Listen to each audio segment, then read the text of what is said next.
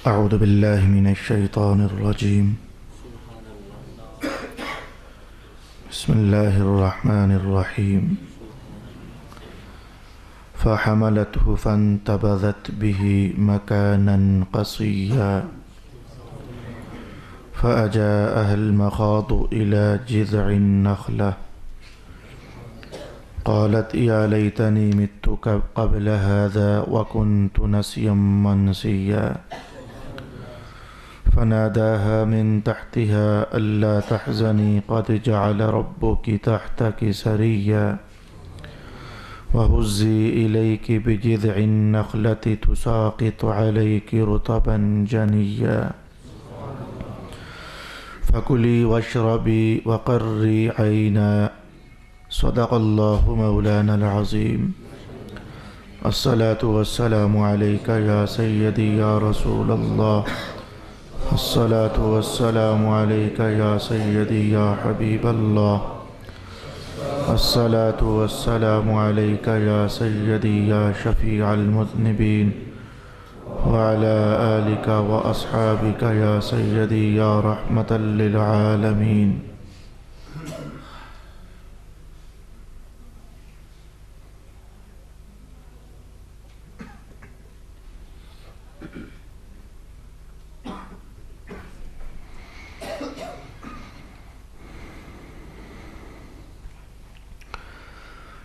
پس مریم کو اس کا حمل ہو گیا اور وہ اس حمل کے ساتھ دور جگہ پر چلی گئیں. پھر درد ذہ ان کو ایک کھجور کے درخت کی طرف لے گیا. انہوں نے کہا کاش میں اس سے پہلے مر جاتی اور بھولی بسری ہو جاتی. پھر درخت کے نیچے سے فرشتہ نے ان کو آواز دی آپ پریشان نہ ہوں، آپ کے رب نے آپ کے نیچے سے ایک نہر جاری کر دی ہے اور آپ اس کھجور کے درخت کو اپنی طرف ہلائیں تو آپ کے اوپر تر و تازہ پکی کھجوریں گریں گی. سو کھاؤ اور پیو اور آنکھ ٹھنڈی رکھو. صدق اللہ مولانا العظیم. حضرت مریم علیہ السلام کا عجیب تر قصہ قرآن حکیم ارشاد فرما رہا ہے. گزشتہ نشستوں میں ہم تعلیماتی سفر طے کرتے ہوئے کچھ اس طرح آگے بڑھ رہے تھے کہ اللہ رب العالمین نے حضرت جبریل امین کو بھیجا. حضرت مریم جب غسل سے فارغ ہوئیں، کپڑے پہن چکی، تو ایک انسانی شکل میں حضرت جبرائیل سامنے آئے. حضرت مریم علیہ السلام اپنی پاک دامنی کے حوالے سے خوف زدہ ہوئیں اور فوراً اللہ کی پناہ چاہی. حضرت جبریل امین نے کہا کہ میں کچھ ایسا ویسا نہیں، میں تو اللہ کی طرف سے نمائندہ ہوں، بھیجا ہوا. آپ کے لیے ایک بیٹے کی خوشخبری ہے. حضرت مریم پھر سے گھبرائیں اور متعجب ہوئیں کہ میرے لیے بیٹے کا عنوان کدھر سے؟ نہ تو میں نے کوئی گناہ کیا کسی مرد کے ساتھ اور نہ ہی آج تک میری شادی ہوئی، تو بیٹے کا عنوان کدھر سے؟ رب کائنات نے ارشاد فرمایا حضرت جبریل کی زبان سے کہ کہہ دیجئے کہ بس اللہ کا فیصلہ ہو چکا ہے اور اب ایسا ہوگا. تو حضرت جبریل امین نے اللہ کے حکم سے ایک پھونک لگائی. وہ پھونک حضرت مریم کے گریبان میں، تو وہ ہوا جب وجود سے ٹکراتی ہوئی پیٹ تک پہنچی تو بس اسی کا نام تھا کہ اللہ کا حکم جاری ہو گیا. اس موقع پر قرآن حکیم نے کہا فَحَمَلَتْهُ، تو آپ کو حمل ہو گیا. آج میری گفتگو کا عنوان تھا تو کچھ اسی جگہ پر ہی میں نے بطور برکت کے 2-1 آیات تلاوت کر دیں. رک کر کے آج ہمیں یہاں سے کچھ مقاصد حاصل کرنے ہیں. آیت نمبر 1 جو آج کی میری تلاوت کردہ ہے، اس میں رب کائنات نے کہا فَحَمَلَتْهُ، فانتبذت به مکانا قصیا، حضرت مریم کو عیسیٰ علیہ السلام کا حمل ہو گیا تو وہ اس حمل کے ساتھ دور ایک جگہ پر چلی گئی۔ حضرت مریم کو جب حمل ہوا تو حالات میں کچھ خرابی اور تلخی پیدا ہوئی۔ وہ جو حالات کی خرابی اور تلخی تھی، امام جلال الدین سیوطی نے بھی اسے نقل کیا، امام فخر الدین رازی نے بھی اس کو بیان فرمایا۔ اس کے چند ایک مشاہدات میں آپ کی خدمت میں بیان کرنا چاہوں گا۔ سب سے پہلے یہ عنوان ان لوگوں کو معلوم ہوا جو حضرت مریم علیہ السلام کے پاس رہتے تھے، اور ان میں سر فہرست نام یوسف نجار کا ہے۔ کزن لگتا تھا حضرت مریم کا، اور حضرت مریم زیر کفالت تھیں حضرت زکریا علیہ السلام کے۔ اس بات کو 30 سپارے میں رب کائنات نے فرمایا، فَكَفَّلَهَا زکریا، حضرت مریم کفالت میں آ گئیں، یعنی ان کی کفالت کر رہے تھے حضرت زکریا علیہ السلام۔ تو حضرت زکریا علیہ السلام اور یوسف نجار یہ دونوں بچپن ہی سے حضرت مریم کی کیئر کرتے تھے، ان کی حفاظت کرتے تھے، ان کی دیکھ بھال کرتے تھے۔ بچوں کو جن جن چیزوں کی ضرورت ہوتی ہے تو حضرت زکریا علیہ السلام ان ضرورتوں کو پورا کیا کرتے تھے۔ بلکہ قرآن حکیم نے تو کہا کہ کئی بار ایسا ہوتا کہ حضرت زکریا علیہ السلام کو ضرورتیں پوری کرنی ہی نہ پڑتی۔ میں تلاوت کرنے لگا ہوں، کلما دخل علیہا زکریا المحراب وجد عندها رزقا قال یا مریم انا لک هذا قالت هو من عند اللہ۔ حضرت زکریا علیہ السلام جب اس حجرے میں داخل ہوتے جہاں حضرت مریم عبادت میں مشغول ہوتی تو آپ ہی دروازہ کھولا کرتے تھے، آپ ہی بند کیا کرتے تھے۔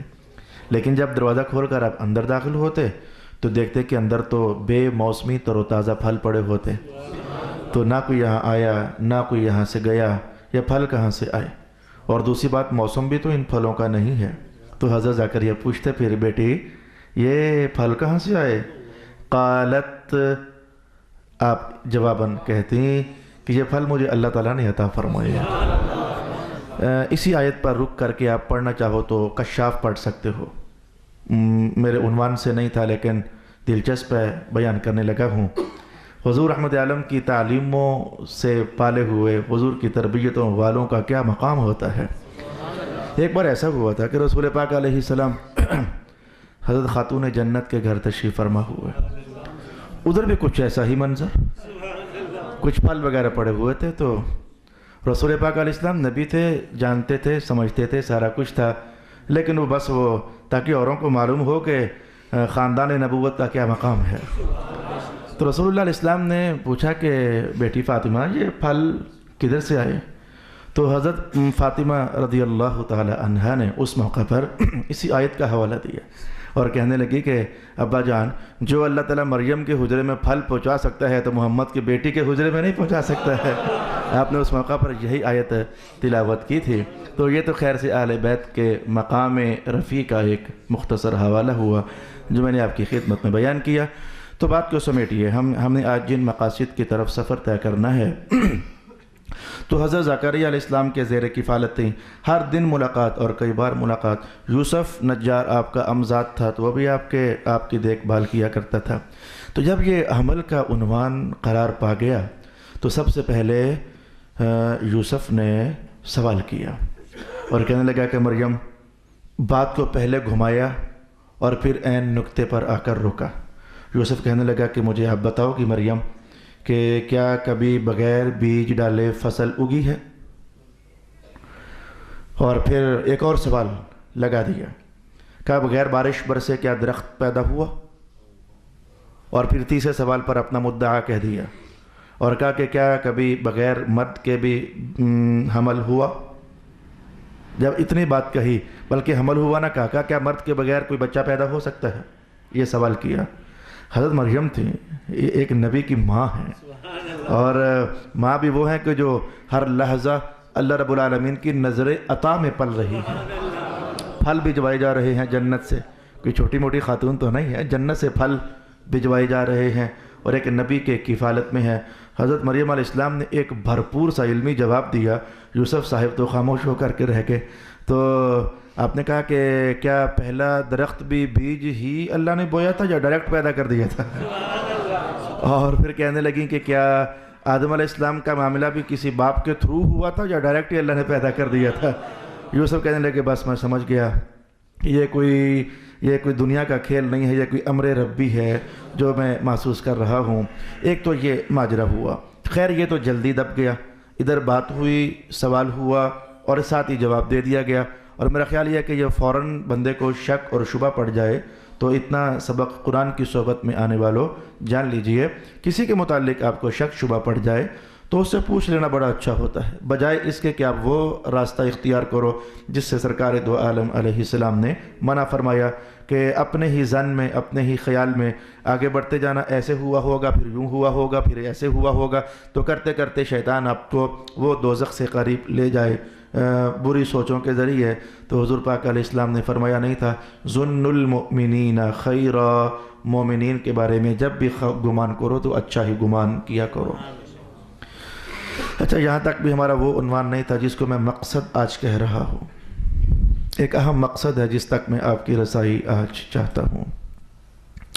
لوگوں نے اپنے ہی طور پر یہ خیال کرنا شروع کر دیا کہ یہ مریم کے پیٹ میں جو معاملہ آج وزنی سا معلوم ہو رہا ہے، ظاہر دن گزرتے چلے جا رہے تھے، اور جیسے کہ ماؤں کی عادت ہوتی ہے، اللہ کی طرف سے فطرت ہوتی ہے کہ جسم بڑھتا چلا جاتا ہے، لوگوں نے اس بات کو محسوس کرنا شروع کیا کہ مریم کے چال ڈھال میں فرق آ رہا ہے، جسم کی ساخت میں فرق ہو رہا ہے۔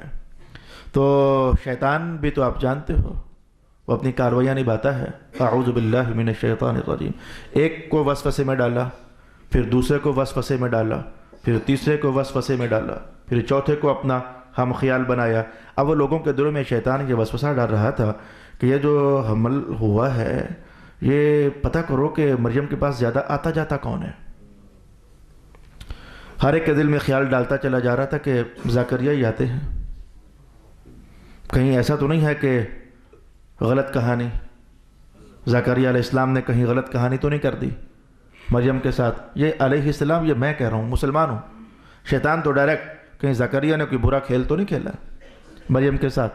اب لوگ اپنے اس گمان میں اور اس وسوسے میں ایسا آگے بڑھتے چلے گئے کہ ایسا تھا کہ حضرت زکریا سے لوگ آ کر ڈسکشن کیا کرتے تھے، اپنے مسائل، اپنے معاملات حل کروانے کے لیے آیا کرتے تھے، مجلس میں بیٹھا کرتے تھے، پوچھا کرتے تھے۔ تو جب شیطان نے یہ خیال ڈالا تو لوگ ایک ایک کر کے کٹنا شروع ہو گئے اور مجلس سے بھاگنا شروع ہو گئے اپنے ہی خیال میں اور اپنے ہی گمان کے پیچھے چل کر۔ تبھی تو حضور نے سمجھایا تھا یہ بدگمانی اتنی گندی چیز ہے کہ یہ لوگوں کو نبیوں کی صحبت سے بھی دور کر دیتی ہے، نبیوں کی صحبت سے بھی بندوں کو دور ہٹا دیتی ہے، اس لیے تو فرمایا تھا کہ بدگمانی سے بچو۔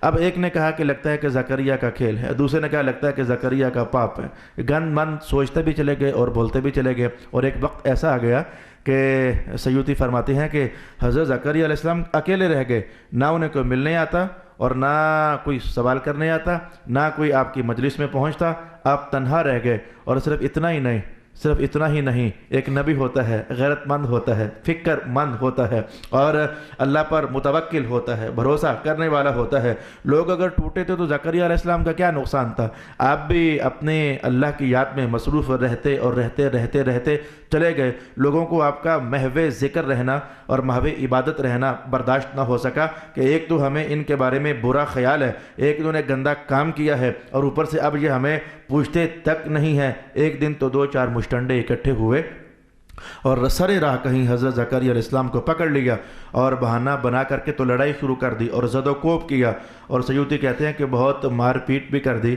حضرت زکریا علیہ السلام کے ساتھ۔ یہ بہت برا ہوا، یہ بات محفوظ کر لیجئے، بہت برا ہوا۔ ایک پیغمبر کے ساتھ لوگوں نے بہت برا کیا، بدگمانی کرتے ہوئے، برائی کی تہمت ذہن میں ان پر اچھالتے ہوئے اور ان کے دامن کو داغدار کرنے کا بھرپور اہتمام کرتے ہوئے بہت برا کیا۔ پہلے ان کی مجلس چھوڑی، اور پھر ان سے مذہب کے سوال و جواب کرنا چھوڑے، اپنے معاملات ان سے ڈیل کرنا اور شیئر کرنا چھوڑے، اور اس کے بعد پھر غصہ چڑھا تو ایک دن سرے راہ پکڑ کر کے تو مار بھی دیا۔ میں چاہتا ہوں کہ ذرا ایک اور عنوان آپ کے سامنے لے آؤں۔ اس وقت میرے سامنے سورۃ القصص کے آخری حصص ہیں، جن کے اندر حضرت موسیٰ علیہ السلام کے ساتھ بھی کبھی ایسا اس طرح کا عنوان ہوا۔ وہ کیا ہوا تھا؟ ان قارون کان من قوم موسیٰ۔ یہ ذرا میں عنوان سے ہٹ کر کسی اور طرف جا رہا ہوں، لیکن وہ حصہ بھی میرے عنوان کے ساتھ چونکہ ریلیٹڈ ہے، میں وہ بھی آپ کی خدمت میں کہنا چاہتا ہوں۔ تو قارون بہت سرمایہ دار تھا، اتنا بڑا سرمایہ دار کہ اس کی جیسے ہم اپنے مال اور دولت کو کسی تجوری میں ڈالیں اور پھر لاک کر کے چابی سنبھال لیتے ہیں، تو چابی کتنی کی بڑی ہوتی ہے؟ سیوطی نے کہا کہ ایک انگلی سے بڑی چابی نہیں تھی قارون کے خزانوں کی، تو ایک چابی کٹی ہوئی، پھر دوسری، پھر تیسری، پھر چوتھی، تو اس کے پاس اتنے خزانے تھے اور اتنے کمرے بھرے ہوئے تھے سونے اور چاندی سے کہ اس کی چابیاں جب اکٹھی کی جاتی تو قرآن کے الفاظ یہ تھے لَتَنُوءُ بِالْعُصْبَةِ أُولِي الْقُوَّةِ کہ جو جاندار قسم کے لوگ ہوتے، 40 سے زیادہ صحت مند قسم کے مرد ہوتے، تو اگر وہ مل کر وہ چابیاں اٹھانا چاہتے تو تھک جاتے، وہ چابیاں اٹھا نہ سکتے۔ وہ ایک ایک کمرے کی ایک ایک چابی تو 40 سے زیادہ مرد اٹھائیں تو وہ تھک جاتے۔ اور روایات کے الفاظ میں نے خچروں کا جو پڑھا تو 60 کے قریب خچر قارون کی چابیوں کو اٹھایا کرتے تھے۔ وہ ایسا بے ایمان تھا کہ اندر سے منافق تھا، اور حضرت موسیٰ علیہ السلام کا کزن لگتا تھا۔ یہ بھی آپ کو بیان کرنا چاہوں گا، حضرت موسیٰ علیہ السلام کا کزن لگتا تھا، اندر ہی اندر سے حسد سے بھر گیا۔ اور میرے بھائی یہ تو بڑی پرانی بات ہے نا، یہ بڑی پرانی بات ہے کہ اگر دولت مندوں کی دہلیز پر 2-4 دولت کے بھوکے آ جاتے ہیں تو نبیوں کی دہلیز پر اللہ کے نور کے بھوکے بھی تو آ ہی جاتے ہیں نا، اور اللہ کی رحمت کے متلاشی بھی تو پہنچ ہی آتے ہیں۔ اور میں یہ بات آپ کو بتا دوں کہ دولت مندوں کی دہلیز پر اور آستانوں پر کھڑے ہونے والے جو عزت دیتے ہیں، جو پروٹوکول دیتے ہیں، وہ اپنی مطلب برآری کے لیے ہوتا ہے، وہ عارضی ہوتا ہے، وہ وقتی ہوتا ہے، اور اس میں دل و جان سے وہ احساس محبت نہیں ہوتا۔ اور کوئی اللہ کا بندہ ہو، میں کہتا ہوں چلیں نبی ہی کی بات کر لیں، تو نبیوں کے آستانوں پر جو لوگ پہنچتے ہیں نا، وہ اپنی جان کا سودا کر کے تو وہاں بیٹھے ہوئے ہوتے ہیں، اور وہ اپنی متاع حیات اللہ کے نبی کو تصور کیے بیٹھے ہوئے ہوتے ہیں۔ نبی تو بڑے اونچے ہوتے ہیں، میں کہوں گا کہ ہر دور میں، حتیٰ کہ آج کے دور میں اگر تمہیں کوئی سچا سا اللہ کا بندہ، مست قلندر سا، درویش سا، ذاکر سا، اور اپنی آخرت کی فکر سجانے والا کوئی بندہ نظر آ جائے تو میں کہوں گا کہ آپ دل و جان سے اس پر فدا ہونے کے لیے تیار ہو جاتے ہو۔ تو یہ اللہ کے بندوں کی شان بڑے زمانوں سے کچھ ایسی ہوتی ہے۔ تبھی تو اس سقفی نے کہا تھا کہ مکہ والو، میں جو محمد کی دربار کا منظر دیکھ کر آیا ہوں نا، تم یہ لڑائیوں والی بات کرنے کی سوچ چھوڑ دو، تم محمد کا مقابلہ نہیں کر سکتے ہو۔ اس کے جو پاس بیٹھنے والے لوگ ہیں وہ ایسے شیدائی ہیں اور ایسے فدائی ہیں کہ مصطفیٰ کریم تھوک بھی پھینکے نا تو وہ تھوک بھی زمین پر گرنے سے پہلے اپنے ہاتھوں میں اٹھا لیتے ہیں اور پھر آپس میں تقسیم کر لیتے ہیں۔ تو نبیوں کے درباروں میں عشاق کا جو جلوہ ہے، یہ خیر تاریخ تو اس سے بھری ہوئی ہے۔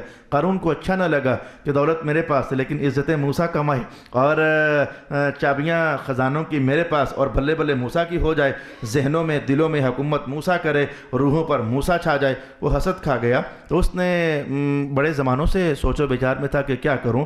اس نے ایسا کیا کہ ایک گاؤں کی عورت کو بلایا جو اپنے گناہ کے فن میں بڑی استاد مانی جاتی تھی، اور اس کے چہرے کے حسن کو دیکھ کر کے تو بڑے بڑے متقی لوگ بھی جیسے وہ پھسل سے جائیں، کچھ ایسا دل فریب حسن اللہ تعالیٰ نے اسے عطا کیا ہوا تھا۔ تو اس سے بلایا اور بلا کر کے کہا کہ اگر جو میں تجھے اپنے حرم میں جگہ دے دوں اور اپنی بیگم بنا کر رکھوں تو پسند کرے گی؟ کون ہے جو کہ کسی سرمایہ دار کے حرم میں داخل نہ ہونا چاہے؟ اور پھر خواتین میں سے جو کہ زیورات کی بھوکی، سونے کی بھوکی، چاندیوں کی بھوکی، ڈائمنڈز کی وہ بھوکی، تو ہو بھی گناہ گار، اس کے لیے جہاں اتنے گناہ چلے تھے ایک اور آدمی کے ساتھ راتیں بسر کرنا کیا مشکل تھا۔ اس نے کہا میں رہنا پسند کروں گی، لیکن قارون کہنے لگا کہ شرط یہ ہے کہ جب موسیٰ جلسے میں تقریر کر رہا ہو نا تو ایسے میں تو کھڑی ہو جانا، اور کھڑی ہو کر کے تو بس کہہ دینا کہ موسیٰ نے میری عزت پر ہاتھ ڈالا ہے، تو بس پھر اتنا ہی تیرا کام ہے، تو میں تجھے اپنے حرم میں داخل کر لوں گا۔ ادھر عورت کو تیار کیا اور ادھر اپنے بھائی کزن کے پاس، چچا زاد کے پاس موسیٰ علیہ السلام کے پاس آیا اور کہنے لگا کافی دن ہو گئے، کوئی جلسہ ولسہ نہیں ہوا، کوئی اللہ کی وحی کیا نہیں اتری ہے، کوئی پیغام اللہ کا کیا نہیں آیا ہے؟ اگر آیا ہے تو سنا دو، قوم ترسی ہوئی ہے، بڑے دنوں سے کوئی ایسا پروگرام وجود میں نہیں آیا، تشکیل پذیر ہونا چاہیے۔ موسیٰ علیہ السلام اللہ کے پیغام کو سنانے کے آپ کو تو حرص تھا کہ لوگ اللہ کی بات سنیں، تو آپ نے اسی وہ جو نور سے دھلی ہوئی سادہ فطرت ہوتی ہے، کہا ٹھیک ہے جلسہ کر لیتے ہیں۔ وہ لوگوں کی اکٹھا کر لیا گیا، تقریر شروع ہوئی، آپ نے توحید کا بیان کیا، اللہ ایک ہے، اللہ کے سوا کوئی رب ہو ہی نہیں سکتا ہے، کہا میں اللہ کا نبی ہوں، نبوت کا اظہار کر دیا، اور مذہب کے مسائل کہے کہ نماز قائم رکھا کرو اور زکوٰۃ ادا کیا کرو، اور ساتھ ہی کہا کہ برائی سے بچا کرو، یہ برائی بڑا گند ہوتا ہے۔ تو جب آپ یہاں پہنچے تو قارون پاس ہی بیٹھا ہوا تھا، تو نیچے سے ہلکی سی آواز اٹھا کر کہنے لگا کہ برائی اگر آپ کریں تو بھی برا ہی ہے۔ کہا ہاں آپ تو سچ کہہ رہے تھے کہ برائی اگر میں بھی کروں تو برائی تو بری ہی بری ہے۔ جب بات یہاں مجمع کے اندر اونچی آواز سے موسیٰ علیہ السلام کی زبان سے نکل گئی نا، ماری آنکھ اس نے اس عورت کو، وہ عورت کھڑی ہوئی مجمع کے اندر، اور مجمع کے اندر کھڑی ہو کر کے تو کہنے لگی لوگو، یہ موسیٰ جو پاک باز بنا پھرتا ہے، اس نے میری عزت پر ہاتھ ڈالا ہے، مجھے گندا کیا ہے، وغیرہ وغیرہ دو چار اس نے گندے مندے جملے بولے۔ موسیٰ علیہ السلام خوف الہی سے لرز گئے، اور آپ جلالی پیغمبر تو معروف ہیں ہی ہیں، طبیعت شریف میں بڑا جلال تھا، اور جب جلال میں آ جاتے تو وہ جو حضرت ملک الموت کے ساتھ جو واقعہ معروف ہے نا تھپڑ مارنے والا، وہ کسی اور نبی کا نہیں اور موسیٰ علیہ السلام ہی کا واقعہ ہے۔ بڑے جلیل المرتبت آپ رسول تھے اور نبی تھے، تو آپ نے اللہ کے حضور سجدے میں سر رکھ دیا اور کہا مولا یہ کیا، بھرے مجمع کے اندر اس خاتون نے مجھ پر تہمت اور الزام لگا دیا۔ تو سجدے سے سر اٹھا کر کے تو اللہ کے حضور تو سر اٹھایا تو وہ اس عورت کو مخاطب کیا، اور نگاہ نبوت کے جلالت معاف لہجے سے آپ نے اسے خطاب کیا اور کہا کہ بتا حقیقت کیا ہے، یا تو کیا میرے اوپر الزام لگا رہی ہے۔ وہ تاپ نہ لا سکی، ایک نبی کے گرم لہجے کا وہ تاپ نہ لا سکی، اور کہنے لگی نہیں نہیں کچھ بھی نہیں کیا لوگوں، یہ ساری کارستانی قارون کی ہے، یہ اس نے مجھے رشوت دی تھی اور اس نے مجھے مال دیا تھا، تو میں نے موسیٰ تو بڑے اچھے ہیں، انہوں نے کچھ بھی نہیں کیا ہے۔ آپ نے اللہ کا شکر ادا کرنے کے لیے سر پھر زمین پر رکھ دیا، تو سجدے کی حالت میں وحی نازل ہو گئی۔ رب کائنات نے کہا موسیٰ پیغمبر جو آپ کہو گے ہم کر دیں گے، یہ زمین آپ کتابیں کر دیتے ہیں، اگر کوئی ایسا ویسا ارادہ ہے کوئی سزا دینے کا تو زمین آپ کتابیں ہے، جو آپ حکم کریں گے زمین آپ کی تابعداری کرے گی۔ آپ نے سر اٹھایا تو قارون والوں کی طرف اشارہ کر کے زمین کو کہا زمین پکڑ لے، تو زمین نے انہیں گٹوں تک اپنے اندر نگل لیا، وہ اب پھنس گئے، اور انہیں پتہ تھا کہ آخر یہ موسیٰ کی زبان میں بڑی جان ہے، اس کی دعاؤں کے لہجوں میں بڑی تاثیر ہے، اور یہ آخر کوئی خدائی طاقتیں سمیٹ کر تو زمین پر بیٹھا ہوا ہے، لگے رحم کی اپیل کرنے، ارحم لنا یا موسیٰ، ارحم لنا یا موسیٰ، موسیٰ معاف کر دے، رحم کر، معاف کر دے، رحم کر۔ لیکن آپ ابھی جلال میں تھے، آپ نے ایک اور حکم جاری کر دیا، زمین پکڑ لے۔ زمین نے سینے تک انہیں نگل لیا، پیٹتے رہے، روتے رہے، ارحم لنا یا موسیٰ، ارحم لنا یا موسیٰ۔ آپ نے تیسری بار جو کہا نا اے زمین اسے پکڑ لے، تو زمین نے سر سمیت اسے نگل لیا، اور قیامت تک جتنا اس کا قد ہے اتنا وہ ہر دن اور اس کے ساتھی وہ زمین میں دبتے چلے جا رہے ہیں، اور قیامت تک دبتے ہی چلے جائیں گے۔ جب وہ بالکل دب گیا، قرآن حکیم نے اس موقع کی تصویر کو یوں کہا فَخَسَفْنَا بِهِ وَبِدَارِهِ الْأَرْضَ، ہم نے دھنسا دیا قارون کو بھی زمین میں اور اس کے گھر کو بھی، وہ جو تجوریاں تھیں سامان سے بھری ہوئی اور زیور اور چاندی بھرے ہوئے، وہ بھی ہم نے زمین میں دھنسا دیے۔ یہاں پہنچ کر رب کائنات نے موسیٰ علیہ السلام سے کہا موسیٰ پیغمبر آپ بڑے جلال میں تھے، آپ نے ان کی ایک بھی نہ سنی، وہ کہتے رہے کہ ارحم لنا ارحم لنا، بہت جلال کیا آپ نے انہیں، اگر وہ مجھے کہتی نا ارحم لنا میں انہیں معاف کر دیتا، میں انہیں پھر بھی چھوڑ دیتا۔ اسی لیے تو قرآن حکیم نے یہ اعلان کیا ہے، اے کاش کے مسلمان سمجھ جائیں قرآن کیسے بولا، میٹھا بولا، یا ایھا الانسان ما غرک بربک الکریم، او انسان اپنے کریم رب کو چھوڑ کر کس شے نے تجھے دھوکے میں ڈال دیا ہوا ہے، اپنے کریم رب کو چھوڑ کر تو کہیں اور پلٹ رہا ہے۔ وہ تو ایسا کریم آقا ہے کہ اگر قارون بھی کہے کہ مولا معاف کر دے، رحم کر دے، رحم کر دے، تو رب کائنات کہے کہ ہم سے رحم کی اپیل کرنے والا قارون بھی ہوتا تو ہم اسے بھی چھوڑ دیتے۔ باقی یہ راز اپنے ہیں کہ بعد میں جو وحی اتری تو پہلے کیوں رب کائنات نے نہ کہہ دیا کہ آپ چھوڑ ہی دیں موسیٰ، چھوڑ دیں، یہ راز اپنا میرا آج کا عنوان نہیں۔ تو آپ اس آئیے، حضرت زکریا علیہ السلام کے متعلق لوگوں نے گمان کر لیا انہوں نے گناہ کیا ہے، بول چال چھوڑ دیا، قطع تعلق کر لیا، سوال مسائل پوچھنا چھوڑ دیا، حالانکہ پیغمبر کا نقصان نہیں تھا، نقصان ظالموں کا اپنا ہی کا تھا۔ نبی کی صحبت سے محروم ہو جانا یہ ظالموں انسانوں اپنا ہی نقصان ہوا کرتا ہے۔ موسیٰ علیہ السلام کا واقعہ میں نے ابھی آپ کے سامنے قرآن حکیم کے حصص پڑھ کر تلاوت کیا کہ یہ دیکھیں یہ ایک نبی ہیں اور ان کے ساتھ برائی۔ میں اس پر آج بھی سوچتا رہا کہ یہ جو نبیوں کی ذاتوں پر یا پاکیزان امت کی ذوات قدسیہ پر یہ جو اس طرح کے بلیم اور کلیم اور گناہوں کی تہمتیں لگائی جاتی ہیں، تو یہ کیا وجہ کیا ہوتی ہے، اسباب اس کے کیا ہوتے ہیں؟ ایک تو میں اس بات پر سوچتا رہا اور تلاش کرتا رہا، اور دوسرا میں اس بات پر بھی سوچتا رہا کہ نبیوں کو کیا یہ جو ان کے اوپر تہمتیں لگتی ہیں تو کیا اس کے کچھ اچھے اثرات بھی نبیوں کی زندگی میں یا آخرت کے مراحل میں ہوتے ہیں یا کہ نہیں ہوتے؟ میں اس پر گزشتہ بلکہ جمعرات ہی سے تلاش میں رہا اور غور و فکر کرتا رہا۔ جو اللہ پاک نے مجھے نصیب کیا، آج میں دونوں باتوں کے حوالوں سے آپ کو بیان کرنا چاہوں گا۔ کہ ایک میں نے یہ پایا کہ کبھی ایسا ہوتا ہے کہ کچھ قوم کے اندر لوگ ہوتے ہیں جو لوگوں کے ذہنوں پر حاوی ہو کر کے تو رہنا چاہتے ہیں، جسے ہم پنجابی میں کہہ سکتے ہیں بلے بلے ہو جائے، تو وہ چاہتے ہیں کہ بلے بلے ہمیشہ ہماری ہو، جے ہماری پکاری جائے، شاباش ہمیشہ ہمیں دی جائے، لوگوں کی زبان پر ہمیشہ ہمارا ہی نام چلے۔ تو جب وہ دیکھتے ہیں کہ کوئی اللہ کا بندہ کہیں بیٹھ گیا ہے، چلو ہم نبیوں کی تاریخ میں بھی یہ چیز دیکھتے ہیں اور اولیاء امت کی سیرت اقدس کے اندر بھی ہم یہ عنوان دیکھتے ہیں، جب وہ دیکھتے ہیں کہ اللہ کا بندہ نور کی چٹائی بچھا کر تو بیٹھ گیا ہے، اب لوگوں کی توجہ ادھر ہو گئی ہے، زبان پر ہمارا نہیں بلکہ اس کا نام چلتا ہے، ذہنوں پر ہماری نہیں اب اس کی حکومت چلتی ہے، کل تک ہم تھے آج وہ ہو رہا ہے، تو پھر وہ اس شخصیت کو ڈیگریڈ کرنے کے لیے، لوگوں کی توجہ کو وہاں سے ہٹانے کے لیے کچھ گندی مندی تہمتیں لگا دیتے ہیں۔ آپ کو جاننا چاہیے مسلمان ہونے کے ناطے کہ یہ منافقین کے وجود کی وجہ پیچھے یہی تھی۔ جو مدینہ میں منافقین تھے یہ کوئی باہر سے آئی ہوئی قوم نہیں تھی یا کوئی یہ نئے سرے سے پیدا ہوئی قوم نہیں تھی۔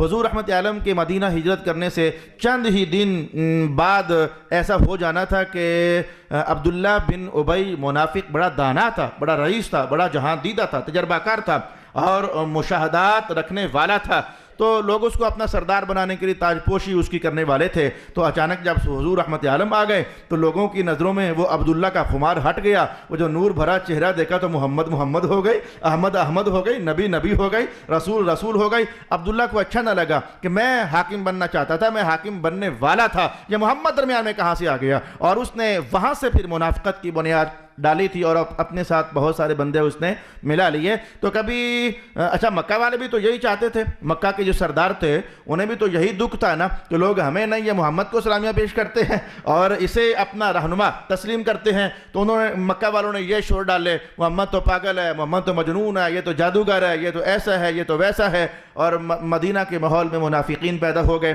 اب بات کو ذرا سمیٹتے جائیے گا تاکہ وقت اختتام پذیر ہونے سے پہلے ہم اس کم از کم اس ایک نتیجے تک تو پہنچ سکیں جو میں بیان کرنا چاہتا ہوں۔ تو نبیوں کی ذاتوں پر یا اولیاء امت کی ذاتوں پر یا اکابرین امت کی ذاتوں پر جو تہمت اور کیچڑ اچھالے گئے، تو اس کی ایک وجہ تو میں نے یہ پائی کہ شخصیتوں کو ڈیگریڈ کرنا، ان کی عزت اور آبرو کو لوگوں کی نظر سے گرا دینا اور لوگوں کی توجہ وہاں سے ہٹا کر لوگ ہمیں سلامیہ پیش کریں۔ کبھی تو یہ مقصد ہوتا ہے کہ لوگ کسی دوسرے کو برا کہتے ہیں اور اس پر تہمتیں لگا دیتے ہیں۔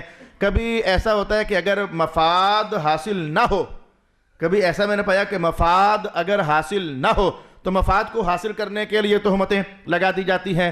اس کے لیے میں آپ کے لیے سورۃ یوسف کا حصہ سامنے رکھ رہا ہوں کہ وہ زلیخا ایک مقصد تھا، گناہ کا مقصد تھا، وہ چاہتی تھی یوسف میرا ہو جائے، میں اس کا حسن نچوڑ لوں، میں اسے پی جاؤں، بس میں اسے اپنے جسم میں پیوست کر لوں۔ تو ہر خوبصورت شے کو میرا دوست بندہ قریب کرنے کا ارادہ تو رکھتا ہے، تو وہ پی جانا چاہتی تھی حسن یوسف کو۔ جب مقاصد پورے نہ ہوئے گناہ گاری کے، اس نے تہمت لگا دی، کہا رہی یہ دیکھو رہی یہ میرے اوپر ہاتھ ڈالتا ہے۔ تو میں نے یہ دوسرا محل آپ کے لیے قرآن حکیم سے تلاوت کر کے تو سامنے کر دیا۔ تو کبھی حسد ہوتا ہے، کبھی کسی اونچی ذات کے ساتھ، کسی عالی ظرف ذات کے ساتھ، کسی عالی مرتبت ذات کے ساتھ حسد ہوتا ہے، اور حسد کی بنیاد پر بندہ ایسے کر دیتا ہے جیسے کہ میں نے حضرت موسیٰ علیہ السلام کا قارون کے ساتھ معاملہ بیان کر دیا کہ دن بدن حضرت موسیٰ علیہ السلام کی شان و عظمت کا جھنڈا بلند ہوتا چلا جا رہا تھا۔ یہ مختلف گندے مقاصد ہوتے ہیں، کبھی مفاد حاصل نہ ہوا تو کسی کے خلاف ہو گئے، اور یہ مفاد پرست لوگ میرے بھائی ہر دور میں ہوتے ہیں، ہر زمانے میں ہوتے ہیں،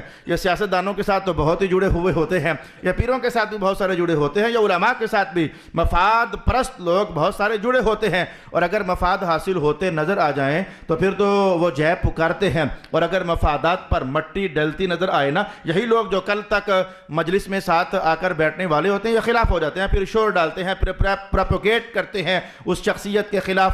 الغرض میں نے کبھی کبھی ایسا بھی پایا کہ مقاصد حاصل کرنے کی خاطر بھی کبھی تہمتیں اور گندا مندہ بول دیا جاتا ہے، مقاصد حاصل کرنے کی خاطر۔ یہ میں کون سا حوالہ آپ کے سامنے لانا چاہتا ہوں، وہ کربلا کا جو مسافر شہزادہ تھا نا، حضرت امام حسین پاک، وہ یزید پلید یہی چاہتا تھا کہ اگر حسین میرے قابو آ جائے نا، اگر یہ میرا کلمہ پڑھ لینا محبت کا اور میری بیعت اگر کر لینا، تو چونکہ حسین کے پیچھے تو زمانہ چلتا ہے، اگر حسین میرا ہو گیا تو زمانہ میرا ہو جائے گا، حکومت میری ہو جائے گی۔ وہ ان مقاصد کو حل حاصل کرنا چاہتا تھا، لیکن حسین پاک بلا ایک گندے انسان کے ہاتھ پر بیعت کیسے کر سکتے تھے، اور وہ نور کے ماحول میں پلنے والے حسین اور وحی کے آنگن میں وہ پلنے والے حسین، بھلا وہ یزید کی تابعداری کیسے کر سکتے تھے؟ تو اس نے اپنے مقاصد کو حاصل کرنے کے لیے حسین پاک کے ساتھ برا کیا۔ تو میں نے یہ 3 4 5 آپ کے سامنے حوالے پیش کیے کہ یہ کسی کو گدلا کرنا، کسی کو برا کرنا، کسی پر تہمت لگانا، کسی کے خلاف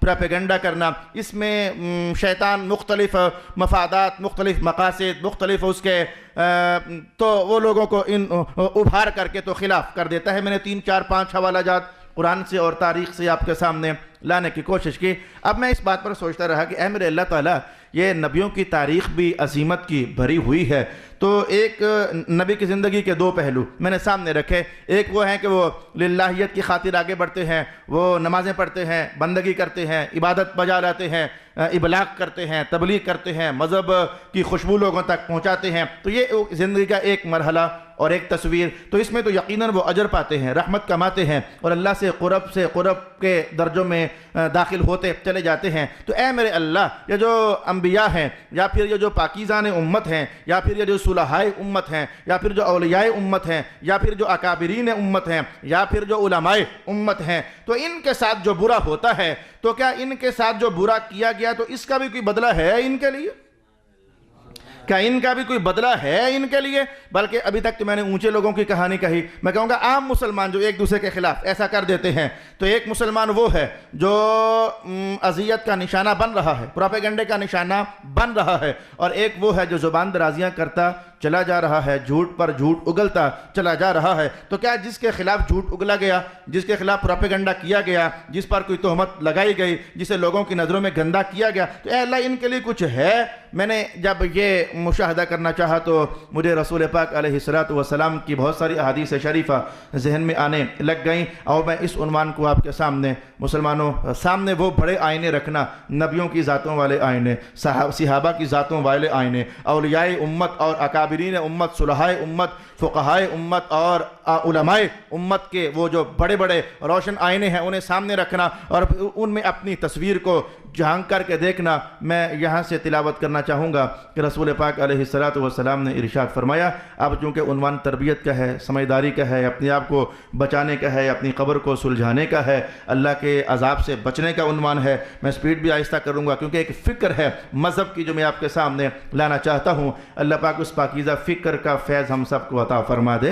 تو رسول اللہ علیہ السلام نے مومن کی شان یوں بیان فرما دی کہ مومن بھی واہ واہ ہے، خراج تحسین پیش کیا، مومن بھی واہ واہ ہے، اس کی 2 حالتیں ہوتی ہیں، یہ دونوں حالتوں میں خیر کما جاتا ہے۔ ایک حالت اس کی یہ ہوتی ہے کہ اللہ پاک اسے نوازے، کوئی سی بھی نعمت نوازے، تو جب اللہ اسے نوازے تو یہ کہتا ہے الحمدللہ مولا تیرا شکر ہے، تو نوازنے پر شکر ادا کرتا ہے تو اللہ خوش ہو کر اسے اور نواز دیتا ہے، تو یہ شکر ادا کر کے تو کمائی کر لیتا ہے۔ اور مومن کی دوسری حالت ہوتی ہے تکلیفوں والی، آزمائشوں والی، مصیبتوں والی، پریشانیوں والی۔ جب اللہ اسے پریشان کرتا ہے اور مصیبتوں میں ڈالتا ہے تو مومن بھی کیا واہ واہ حالت ہے اس کی، جب مصیبتوں میں ہوتا ہے نا تو یہ اللہ کے حضور صبر کرتا ہے، تو جب یہ صبر کرتا ہے اللہ پھر پھر خوش ہوتا ہے، اللہ اسے پھر نواز دیتا ہے۔ تو مومن نعمتیں لے تو شکر کر کے کمائی کر لیتا ہے، اور مومن مصیبتوں میں ہو تو صبر کر کے تو کمائی کر لیتا ہے۔ یہ میں نے اس حدیث کو بنیاد بنا کر کے تو اپنے عنوان کو سالو کرنا چاہا۔ میرے بھائی ایسا ہی ہے، یاد رکھنا کہ اگر آپ وہ ہو کہ آپ کو اذیت دی جا رہی ہے، آپ پر تہمتیں لگائی جا رہی ہیں، خاندانی سطح پر، دوستوں کی سطح پر، محلے داری کی سطح پر، اگر آپ اس درجے میں ہو، اور ہیں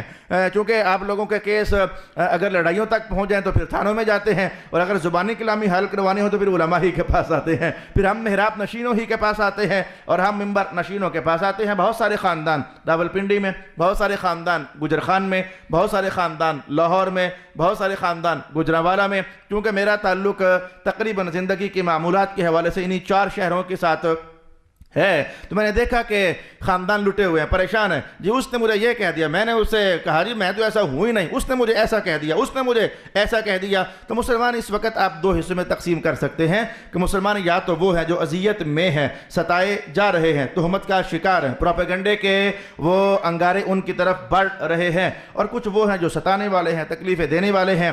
تو یاد رکھنا کہ رسول پاک علیہ السلام نے ارشاد فرمایا کہ بندہ مومن کبھی کمائی کرتا ہے سجدہ دے کر، کبھی کمائی کرتا ہے روزہ رکھ کر، کبھی کمائی کرتا ہے حج کر کے، کبھی کمائی کرتا ہے تلاوت کر کے، کبھی کمائی کرتا ہے حسن عمل کر کے، اور کبھی بندہ مومن پتہ ہے کیسے کمائی کرتا ہے؟ بس میں پہنچ گیا۔ کبھی بندہ مومن پتہ ہے کہ کیسے کمائی کرتا ہے؟ حضور کیسے کمائی کرتا ہے؟ میں کہ جب بندہ مومن کو کوئی برا کہتا ہے نا تو یا کسے چپ کر کے صبر کر لیتا ہے، تو اس صبر کرنے کی وجہ سے یہ اللہ کے دربار سے پھر رحمت کما لیتا ہے۔ حضور کیا کماتا ہے؟ حضور کیا کماتا ہے؟ میں وہ بھی آپ کو بتا دوں حضور کیا کماتا ہے۔ رسول اللہ علیہ السلام نے فرمایا کہ اس نے جو پڑھی وہ تو پڑھی، کچھ اور نمازیں بھی ہیں جو اس نے پڑھی نہیں ہوتی، اللہ کہتا ہے ڈال دو اس کے کھاتے میں۔ کچھ روزے جو اس نے رکھے نہیں ہوتے، اللہ کہتا ہے ڈال دو اس کے کھاتے میں۔ کچھ حج اس نے کیے نہیں ہوتے۔ کون کس کی بات کر رہا ہوں؟ جس کو ستایا گیا، جس کو تہمت لگائی گئی، جس کو پریشان کیا گیا، جس کے خلاف پروپیگنڈا کیا گیا، اس نے کچھ تلاوتیں کی نہیں ہوتی، اللہ کہتا ہے ڈال دو اس کے کھاتے میں۔ اس نے کچھ ذکر اذکار کیا نہیں ہوتا، اللہ کہتا ہے ڈال دو اس کے کھاتے میں۔ اچھا یہ جو ڈال دو اس کے کھاتے میں، تو یہ لے کر کہاں سے آنا ہے؟ کیا اللہ اپنی طرف سے دیتا ہے یا کوئی اور معاملہ ہوتا ہے؟ حضور نے اپنی طرف سے نہیں، وہ جو تہمت لگا رہا تھا نا، وہ جو گندا کر رہا تھا نا، اللہ اس کے کھاتے سے نمازیں اٹھا کر اس کے کھاتے میں ڈال دیتا ہے، اللہ اس کے کھاتے سے حج اٹھا کر اس کے کھاتے میں ڈال دیتا ہے، اللہ اس کے کھاتے سے تلاوتیں اور درود و سلام اٹھا کر کے تو اس کے کھاتے میں ڈال دیتا ہے۔ میرا خیال ہے کہ جب میں نے یہ حدیث، یہ جو میں نے بولا، یہ حدیث کا متن نہیں ہے، یہ حدیث کا مضمون جملہ ہے۔ یہ متن کیا ہوتا ہے اور مضمون جملہ کیا ہوتا ہے، آپ کو میں اس پر تو تبصرہ نہیں کرنا چاہوں گا، لیکن جو اہل علم احباب ہیں وہ جان گئے یہ جو میں نے بولا یہ متن حدیث نہیں ہے، یہ مضمون جملہ ہے حدیث رسالت میں آپ صلی اللہ علیہ وآلہ وسلم کا۔ اور علماء اگر ایک لفظ میں جاننا چاہیں کہ یہ کس حدیث سے میں نے تراشا ہے اور نکالا ہے اور کشیدہ ہے، تو حدیث افلاس ہے، اسے جا کر کے تو پڑھا جا سکتا ہے۔ حدیثوں کے بھی نام ہوتے ہیں، یہ حدیث معراج ہے، یہ حدیث جبرائیل ہے، یہ حدیث افلاس ہے، تو یہ حدیث تقدیر ہے، یہ حدیثوں کے بھی نام ہوتے ہیں۔ تو حدیث افلاس سے میں نے آپ کے لیے یہ نتیجہ نکال کر کشید کر کے سامنے رکھا ہے کہ اگر تم اس درجے والے ہو تو تمہیں خوش ہونا چاہیے آخرت کے حوالے سے کم از کم کہ اے میرے مولا، آج مجھے یہ گندا کر تو رہا ہے، میرے خلاف پروپیگنڈا کر تو رہا ہے، مجھے تہمتوں کا نشانہ بنا تو رہا ہے، پر مولا تیرے کرم پر قربان ہو جائیں، تو نے میرے صبر میں کیا رحمت ڈال دی، قیامت کا دن ہوگا تو اس کی نمازیں اٹھا کر تو مجھے عطا فرما دے گا، اس کے حج اٹھا کر تو مجھے عطا فرما دے گا۔ رسول اللہ علیہ السلام نے فرمایا کہ ہاں ایسا ہوگا۔ اچھا آگے بڑھ جائیے، اگر آپ وہ ہو یعنی گندے بھی تو ادھر ہی ہوتے ہیں نا، آپ وہ ہو، مراد ہے میرے سامعین کوئی بھی ایسا ہو سکتا ہے، خواہ مسجد کے دائرے کے اندر خواہ باہر، اور اگر آپ وہ ہو جو گندا کر رہے ہو، کسی پر تہمت لگا رہے ہو، کسی کو گالی گلوچ کر رہے ہو، کسی کی غیبت کر رہے ہو، اگر آپ وہ ہو تو میں کہوں گا میرے دوستو آپ اپنا بڑا نقصان کر رہے ہو، بہت نقصان کر رہے ہو آپ اپنا۔ رسول اللہ علیہ السلام نے فرمایا تھا کبھی بندہ اپنا نقصان کرتا ہے گناہ کر کے، شراب پی تو اپنا نقصان کر لیا، زنا کیا تو اپنا نقصان کر لیا، حرام کھایا تو اپنا نقصان کر لیا۔ کبھی بندہ اپنا نقصان یوں کرتا ہے، اور کبھی بندہ اپنا نقصان یوں کرتا ہے کہ وہ کسی کے خلاف بول کر کے نا تو نمازیں پڑھتا خود ہے اور اجر اس کے حوالے کر دیتا ہے، تلاوت سپاروں کی کرتا خود ہے لیکن اجر اس کے حوالے کر دیتا ہے. یہ تو میں نے ابھی وہی حدیث بتائی آپ کو، وہی حدیث بتائی کہ کسی کو گندا برا کرنے کہنے والا عبادت کرتا خود ہے. اسی لیے تو جب ایک بندہ آیا نا آج، اس نے آ کر خواجہ حسن بصری سے کہا، یا خواجہ حسن سردار بزرگو، وہ جو فلانا بندہ ہے نا وہ آپ کو بڑا برا کہہ رہا ہے. ہم نے کہا اچھا مجھے برا کہہ رہا ہے؟ آپ اندر گئے تو اتفاق سے کوئی گفٹ آیا ہوگا کہیں سے، وہ سیبوں کا ٹوکرا، وہ ٹوکری اٹھائی اور کہا کہ یار میری طرف سے اسے جا کر دینا، اور کہنا تیری بڑی مہربانی، تیری بڑی مہربانی. اس نے کہا یہ کیا ماجرا، یہ کیا ماجرا، وہ آپ کو گالیاں نکالتا ہے اور آپ اسے سیب تحفے دے رہے ہو اور کہتے ہو کہ بڑی مہربانی. کہا نہیں، وہ گالیاں نہیں نکال رہا، وہ گالیاں نکال کر اپنی نمازیں میرے کھاتے میں ڈال رہا ہے نا، وہ مجھے برا کہہ کر کے تو اپنی عبادت میرے کھاتے میں ڈال رہا ہے. اور دلیل طلب کرنے کی ضرورت نہیں ہے، رسول اللہ کا فرمان ہے حدیث افلاس کے حوالے سے جو میں نے ابھی آپ کی خدمت میں بیان کر دیا ہے. تو اگر عام مومنوں کا حال یہ ہے تو بہت سارے درجے بندگی کرنے کے نتیجے میں اللہ دیتا ہے اور بہت سارے درجے صبر کرنے کے نتیجے میں اللہ عطا فرماتا ہے. اسی لیے تو میں نے کسی موقع پر کئی بار موقع بننے پر عنوان سے جب ریلیٹڈ ہو جائے تو میں بیان کر دیا کرتا ہوں. رب کائنات نے رسول اللہ علیہ السلام کو جب بھیجا مکہ والوں کی طرف تو پیچھے پیچھے قرآن بھیج دیا. محبوب انہوں نے ماننا مونا کوئی نہیں ہے. ختم اللہ علی قلوبہم وعلی سمعہم وعلی ابصارہم، یہ مور لگی ہوئی ہے، ماننا نہیں ہے. اس کو بیضاوی نے اٹھایا ہے، اس کو بیضاوی نے اٹھایا. اہم اور عجب معاملہ ہے، بھیج رہا ہے ان میں جنہوں نے ماننا نہیں ہے اور حکم جاری کر رہا ہے کہ انہیں تبلیغ بھی کرے. مولا ادھر بھیج رسول اللہ کو جنہوں نے ماننا ہے.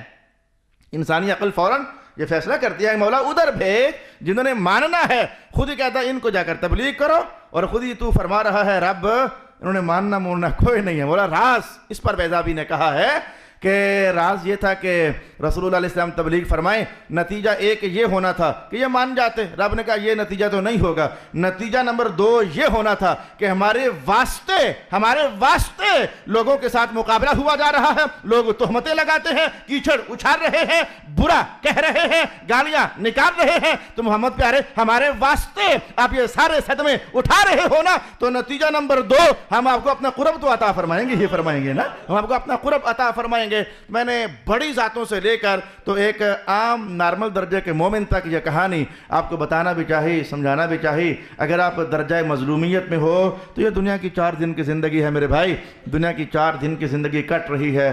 اور یہ بھی جان لیں ما کان عطاء ربک بمجذوذ. یہ پتہ کیا اعلان ہے؟ سن لیں یہ کیا اعلان ہے.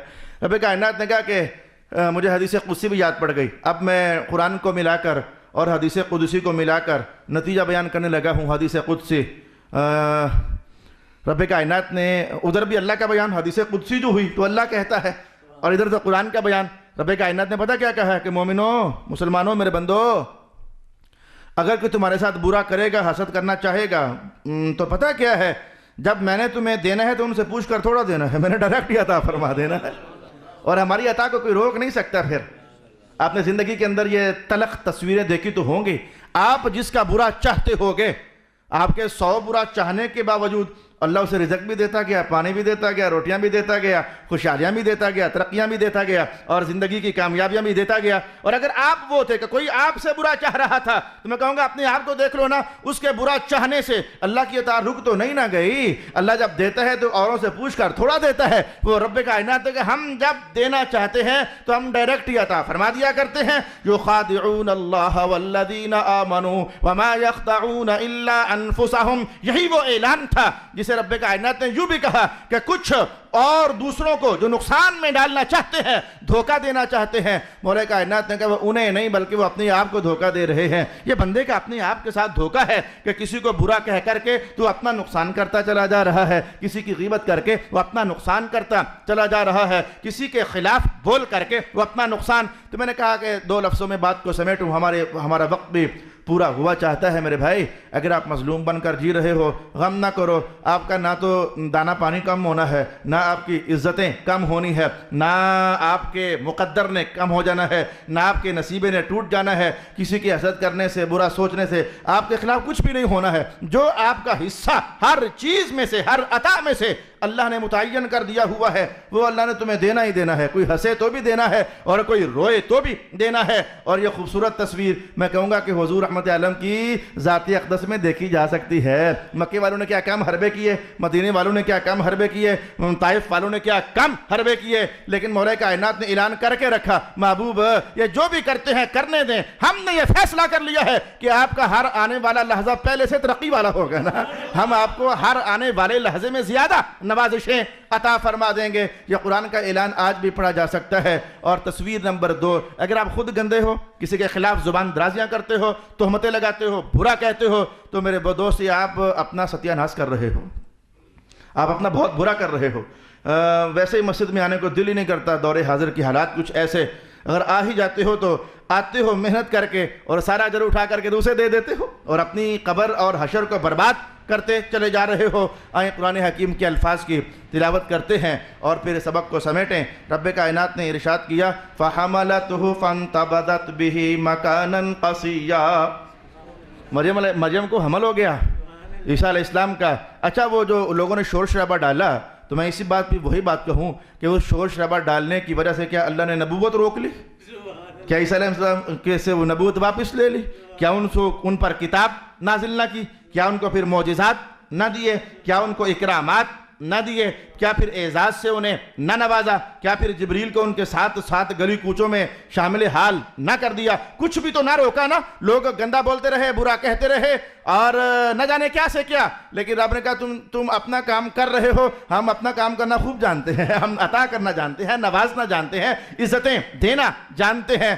بڑی ٹھنڈ ہے، بڑی ٹھنڈک ہے، بڑا شہد ہے، بڑی تسلی ہے، بڑا اطمینان ہے قرآن حکیم کے ان تمام تر عنوانات میں۔ اللہ رب العالمین ہمیں کچھ اتنا سا سونا مسلمان بنا دے کہ جس کی بخشش ہو جائے، جس کا چھٹکارا ہو جائے، جس کی خلاصی ہو جائے، ہمارے اوپر کسی کا حق نہ چڑھ جائے، اور ہمارا حق اگر کسی پر چڑھتا ہے تو ہمیں فائدہ ہی ہے نا، وہ قیامت والے دن ہمارا پلڑا ہی بھاری ہو جائے گا۔ اللہ رب العالمین رسول پاک علیہ السلام کی سیرت اقدس کی روشنیاں نصیب فرمائے۔ وآخر دعوانا ان الحمدللہ رب العالمین۔